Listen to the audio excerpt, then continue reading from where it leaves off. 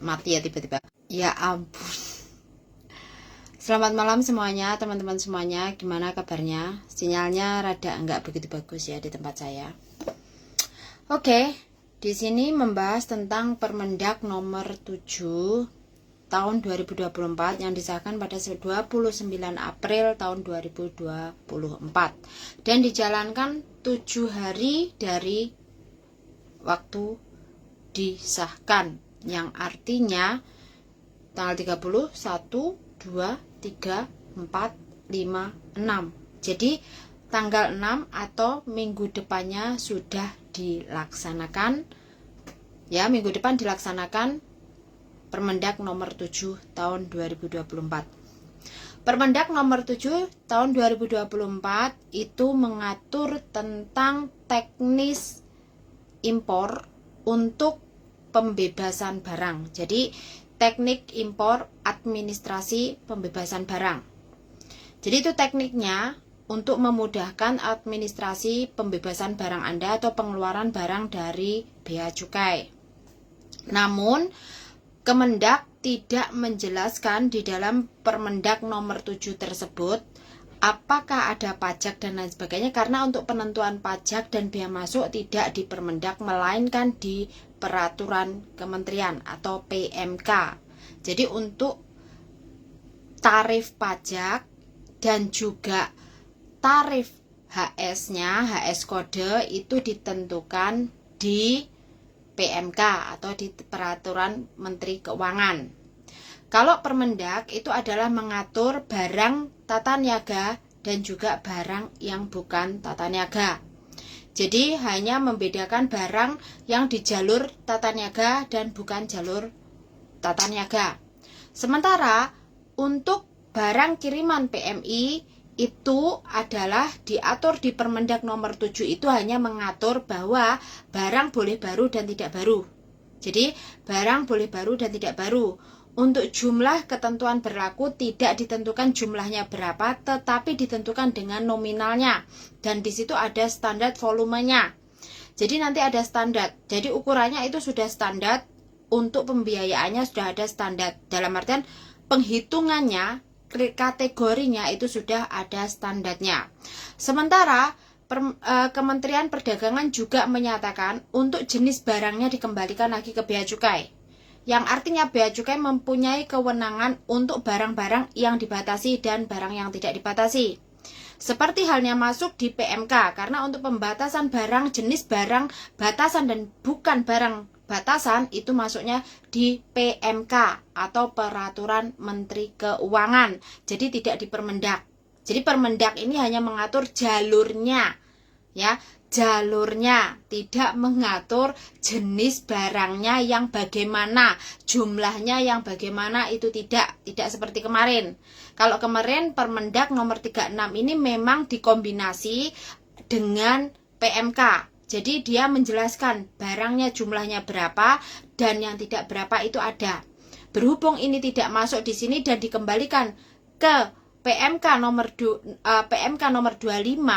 yang dulu sempat Permendak nomor 25 dikembalikan ke Permendak nomor 25 yang artinya tidak ada batasan, hanya dibataskan ke nominal harganya, maka di dalam Permendak nomor 7 ini adalah menjelaskan jika ternyata terdapat barang lartas, ya, barang lartas atau barangan larangan yang dibatasi, yaitu barang tidak baru, maka tidak akan direekspor.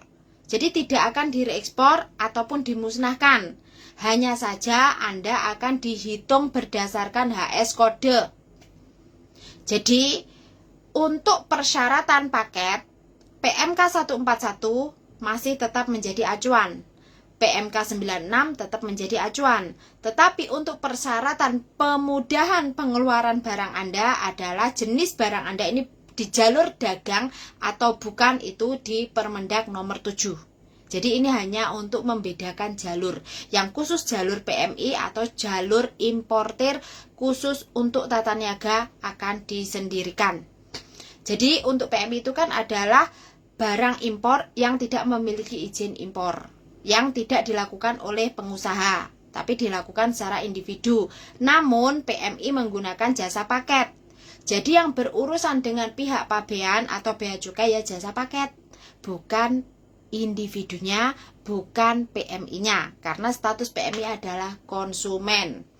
Terus tadi ada yang bertanya, apakah syarat paket masih sama? Masih sama, Anda wajib menunjukkan IPMI Anda wajib mengikuti jalur-jalur tersebut karena itu diatur di PMK 141 yang fungsinya untuk pembebasan barang Anda dari 3 USD menjadi 500 USD per sekali kirim. Dalam 1 tahun Anda mendapatkan 3 kali keringanan dan maksimum adalah 1.500 USD. Jadi Anda itu boleh kirim maksimumnya 1.500 USD, itu nggak hanya 1 tahun, tapi ya sekali kirim pun kamu boleh maksimumnya segitu, minimumnya 500. Tetapi pembebasannya 1.500 tetap dibagi 3. Itu masih sama. Terus masalah bea masuknya itu berapa? Belum ada resmi, dirubah menjadi 5% seperti yang diusulkan Pak Beni. Ataukah nanti PMK 141 juga akan ada revisi? Saya tidak tahu. Karena di PMK 141 bea masuk itu terhitung 7,5%, tidak 5%. Sementara untuk publik, bea masuk sebenarnya adalah 10%, bukan 7,5% ya. Jadi Pak Beni kemarin sepertinya agak miss bahwa untuk publik sebenarnya untuk bea masuk adalah 10%. Tapi kalau untuk PMI 7,5%. Itu sudah flat. Tapi beliau menginginkan akan minta diturunkan lagi menjadi 5%. Dan 5% itu adalah salah satu usulan dari Menko, ya, Menteri Ekonomi. Jadi di sini yang mau saya sampaikan kepada teman-teman apa sih? Bahwa Permendak dicabut itu tidak benar, ya, hanya direvisi. Terus kemudian tolong dibiasakan setiap rapat untuk memutuskan sesuatu, ya, peraturan ini mau Permendak dari kementerian maupun lembaga yang bersangkutan termasuk BP2MI, jika terkait dengan PMI, BP2MI itu sudah ada. Jadi kalau nanti setelah Permendak nomor 7 ini dijalankan lagi, kemudian ada drama lagi, pinter-pinter sedikit ya, bahwa sebenarnya mereka sudah duduk bersama, mereka sudah membaca, sama halnya kemarin di saat teman-teman dimintakan keringanan oleh Pak Beni sendiri, bahwa PMK 141 setelah diupdate oleh Bea Cukai, beliau juga live. Kemudian Permendak nomor 36 beliau juga live. Beliau juga menyetujui itu, tapi kenapa di saat setelah dijalankan beliau baru menyatakan tidak setujunya. Ya kan? Terus kemudian ada drama yang menyatakan bahwa barangnya tidak bisa keluar dikarenakan adanya overload dan dikarenakan adanya dokumen yang sebenarnya tidak dipenuhi oleh pihak PJT. Jadi di sini teman-teman juga harus belajar. Nah, kemarin kan Pak Beni menyatakan Permendak nomor 36 dicabut. Jadi tidak ada dicabut, hanya direvisi, hanya diperbaiki beberapa poin, yaitu salah satunya bahwa barang kiriman PMI jika ternyata terjadi kelebihan atau terjadi adanya pemeriksaan adanya barang lartas, maka tidak lagi dimusnahkan atau dikembalikan ke negara pengirim, melainkan Anda akan dihitung sesuai dengan tarif pajak yang berlaku.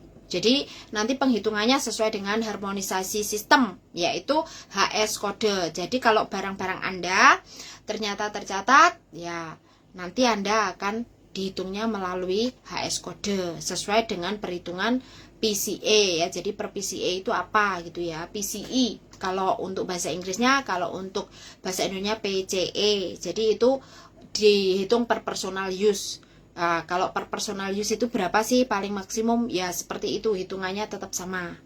Ya, jadi mungkin tidak ada pengecualian, tapi kan setelah melebihi batas maka akan dihitung dengan cara seperti itu. Nah, kalau dibilang ada yang berubah enggak? Ya sebenarnya enggak ada yang berubah, ya sama saja sih. Cuman kalian dibedakan jalur PMI sendiri, jalur importer sendiri. Ya kan, gitu aja. Jalurnya untuk importer penghitungannya beda, untuk importer juga dokumennya berbeda, sementara untuk jalur PMI itu juga dokumennya berbeda. Hanya saja sebenarnya pada dasarnya sama. Sebenarnya untuk kali ini saran saya adalah tidak usah paket kalau tidak penting. Maksudnya barang sih nggak kok butuh nih, nggak usah paket nih Mbak. Jadi teman-teman yang mau pulang boleh menggunakan fasilitas barang pindahan, dan untuk fasilitas barang pindahan masih sama, tidak ada perubahan. Namun kalau barangnya nggak terlalu banyak ya nggak usah menggunakan fasilitas barang pindahan, karena pada dasarnya di saat teman-teman menggunakan fasilitas barang pindahan secara otomatis melebihi dari 1 kardus, melebihi dari 2 kardus. Dan kalaupun iya teman-teman menggunakan jasa ekspedisi, kan tidak mungkin barang kiriman Anda yang beberapa kardus itu ditaruh 1 kontainer. Jadi kenapa kadang kalau memakai jasa paket ekspedisi, kalian tidak membutuhkan surat keterangan dari KJRI. Tetapi kalau pakai pos, kalian membutuhkan surat keterangan dari KJRI. Terlepas dibutuhkan atau tidak, kembali lagi kepada teman-teman yang mau pindahan butuh atau enggak ya. Jadi saya tidak menyatakan dipakai atau enggak, kamu mengurus atau tidak terserah. Tetapi kalau jasa paket sebenarnya mereka tidak membutuhkan itu ya. Jadi terserah mau percaya atau tidak, kembali lagi. Karena berapa minggu lalu ada anak yang mau pulang juga, dia sempat ngeyel ya kan, bahkan dengan caranya saya itu udah dapat dari KJRI Mbak dan lain sebagainya. Ya itu terserah Anda, karena memang pada dasarnya jasa paket sendiri menyatakan tidak dibutuhkan, karena memang mereka secara kolektif dan tidak memungkinkan nomor box Anda atau box Anda ini ditaruh dalam 1 kontainer. Itu kan tidak memungkinkan. Bisa jadi Anda terkirimnya 2 kali ya kan. Kenapa datangnya tidak bersamaan? Kok komplain maneh. Nah, di sini mereka tidak memungkinkan menghandle dalam menumpuk barang Anda itu pasti jadi 1. Itu tidak mungkin. Jadi lebih dari beberapa kardus pastinya nanti juga akan terpisah juga. Itu alasannya kenapa tidak bisa memberikan 1 servis untuk nanti suratnya kan otomatis dokumennya, penyerahan dokumennya kan tidak mungkin beberapa kali, hanya 1 kali kan. Jadi di sini yang mungkin bagi teman-teman saat ini masih bingung ya antara barang paketan. Sementara untuk barang bawaan masih sama, tidak ada perubahan. Barang bawaan seperti yang kemarin masih sama. Kalau ada batasan-batasannya ya itu sudah jelas sekali, bahwa Bea Cukai sendiri juga sudah mengumumkan, sudah mensosialisasikan, di page-nya Bea Cukai sudah ada, tinggal teman-teman mau tidak belajar. Kalau tidak mau belajar, ya urusan Anda, tapi minimal kalau tidak mau belajar, ya ojo kokean maido ya. Nek gak gelem belajar ojo kokean maido, gak gelem sinau ojo kokean maido, gak mau baca ya ojo kokean maido. Tapi kalau diharapkan kalian mau baca dan mau belajar, jadi nanti tidak kokean maido. Ya ini masalah Bea Cukai.